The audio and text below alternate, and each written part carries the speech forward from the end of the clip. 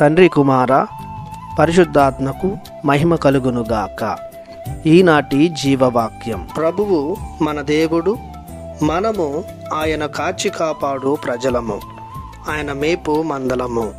కీర్తన 95:7. ప్రియ దేవుని బిడ్డలారా, సర్వశక్తిగల సర్వేశ్వరుని కృపకు పాత్రులైన సహోదరి సహోదరులారా, మన ప్రభువు యేసుక్రీస్తు కృపయు, తండ్రి దేవుని ప్రేమయు, పవిత్రాత్మ సహవాసము మీకు లభించునుగాక. ఈనాటి జీవవాక్యం దేవునకు మరియు మనకు మధ్య ఉన్న సంబంధాన్ని వివరిస్తుంది.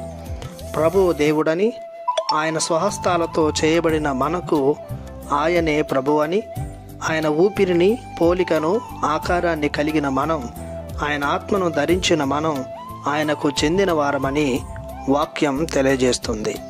అంతేకాదు, ఆయన మనకు శాశ్వతుడైన తండ్రిగా, కాపరిగా మరియు మనము ఆయన ప్రజగా, మందగా ఉండుటకు ఒక ఒడంబడికను ఏర్పరచుకున్నాడని తెలుస్తుంది.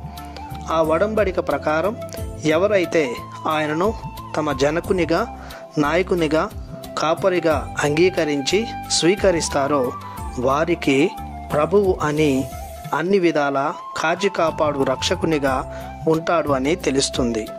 ఆయన నాయకత్వంలో చేరిన మనలను ఆయన సర్వదా తన సత్యమైన, జీవమైన మార్గంలో నడిపిస్తాడు.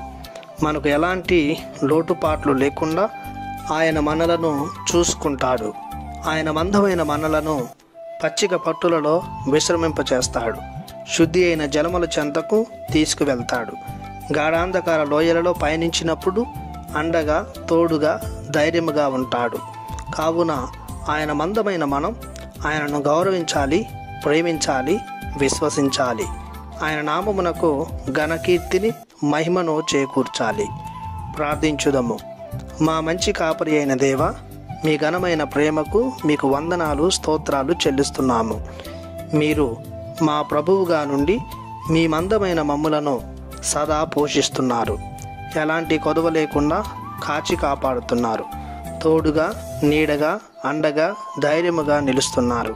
మీ కృపను చవిచూసిన మేము సదా మీ ప్రజలముగా జీవించే యోగ్యతను మాకు దయచేయమని యేసు పరిశుద్ధ నామములో ప్రార్థిస్తున్నాము తండ్రి. ఆమెన్. దేవుడు మిమ్ము దీవించునుగాక. ఆమెన్.